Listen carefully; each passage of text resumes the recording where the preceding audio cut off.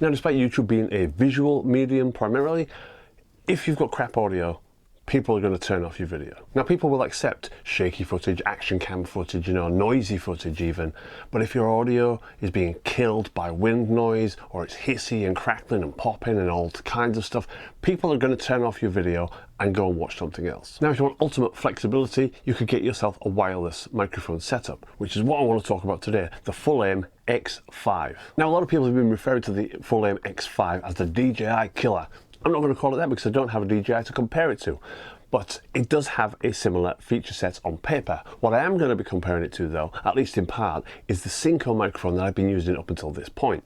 Now, they are both slightly different, but they are in that same price bracket, which is incidentally about £200 or so cheaper than the DJI. Now, the audio you're hearing right now is the Fulaim X5.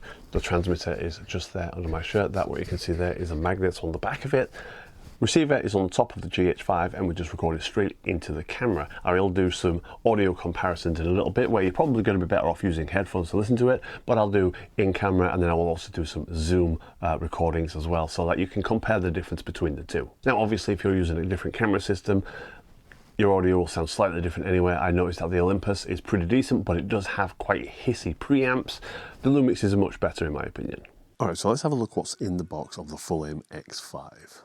You get the receiver and two transmitters in the charging case. You get the TRS cable to go straight into your camera, a USB-A to USB-C cable for charging, a USB-C to USB-A cable for data transfer, and two of these dead cats, one for each transmitter.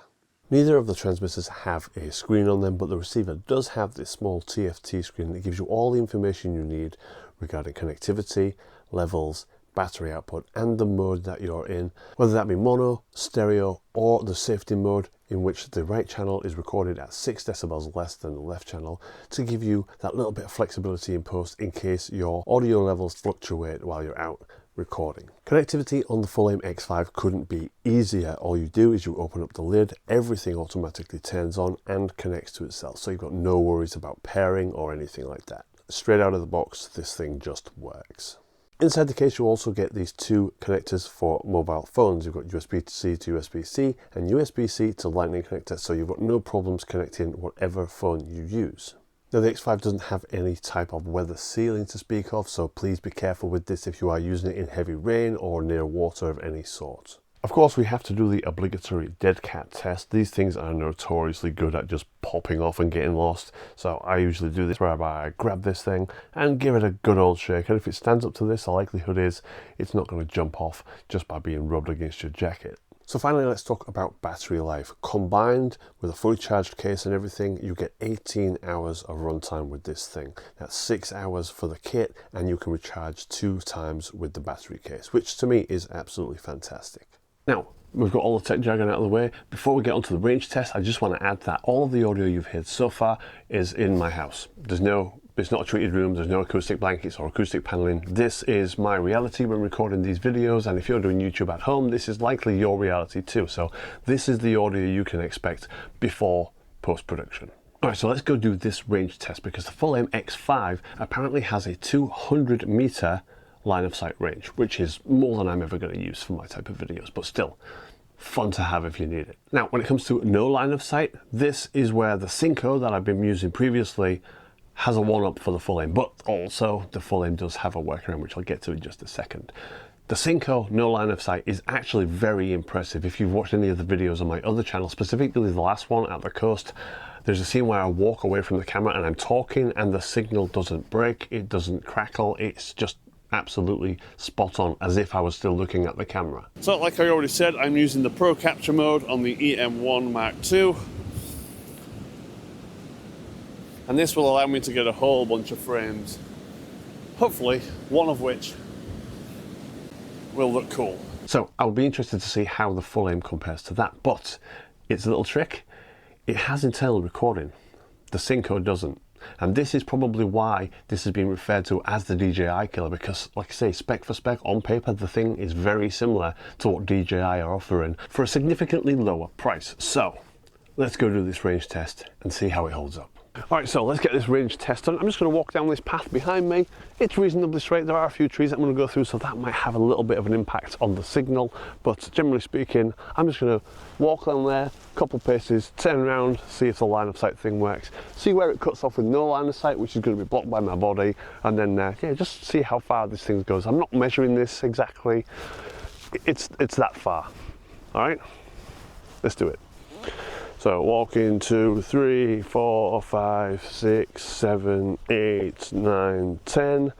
How are we doing for signal? Oh, this sounds okay. Keep going another 5. 1, 2, 3, 4, 5. How are we doing for no line of sight signal?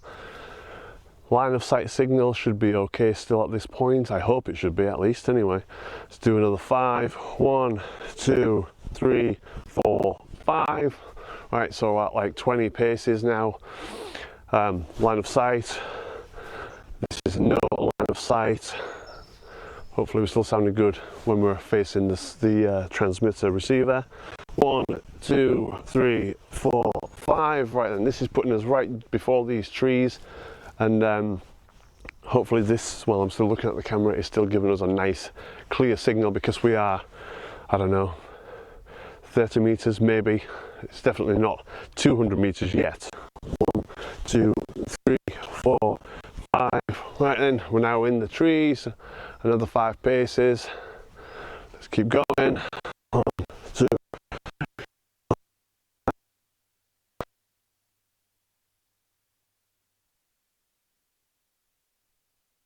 Everything should hopefully be still sounding okay while I'm facing the camera.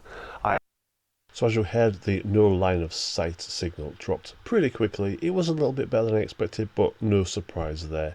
It was maybe 10 meters before no line of sight signal was pretty much unusable. There is still line of sight. I can still see the camera perfectly. Hopefully it still sounds okay.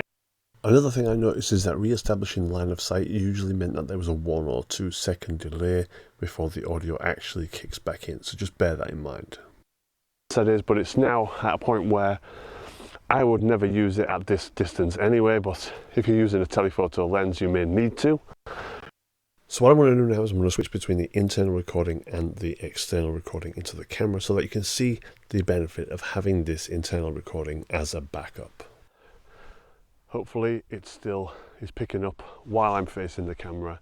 At this point I expect that the no line of sight signal is gone. 3, 4, 5, 6, 8, 9, 10. This is 90 paces. I'll do another 10 after this.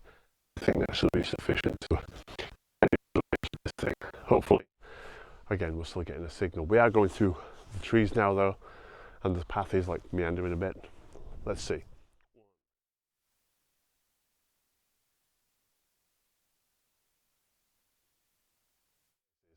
Still got line of sight on the camera.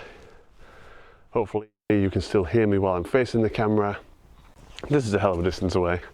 So yeah, hopefully this works. Right, so just for a quick further test, since we're already out here and it's a nice day, if you're a vlogger and you're using something like this, which is the Osmo Pocket, it doesn't have a 3.5mm jack, it has the USB-C connector on the bottom and you've got to do the whole thing. This having the internal recording, again, I've just got it magnet on my shirt, the things underneath there, and it's all internal recording. So this is the audio from the Fulaim X5 mic, and this is the audio from the Osmo directly. So you can see what the difference is there. Alright, so now let's get a couple of comparisons done. We're going to do the Fulaim X5 versus the Synco, both going into the GH5, and then we're going to do also going into the Zoom as well. So this is the audio from the Fulaim X5 going straight into the GH5. This is an audio test of the Fulaim X5 being recorded straight into the Zoom H1N. And this is an audio test for the Synco G2 Pro being recorded directly into the GH5. This is a test for the Synco G2 Pro being recorded into the Zoom H1N. And finally, just as a random test, this is what the audio would sound like if I was literally just recording straight into the camera using the microphones built into the camera. Alright, so that was my very unscientific review of the Fulaim X5 wireless microphone. I really like this one, and those two standout features, the internal recording and the recording to the safety channel, really do make it gives you peace of mind. It really does make it stand out above the Synco, and I can see why it's being compared to the DJI one. If you're interested in the Fulaim X5, there is a link in the description below. Thank you very much for watching, and I'll see you in the next one.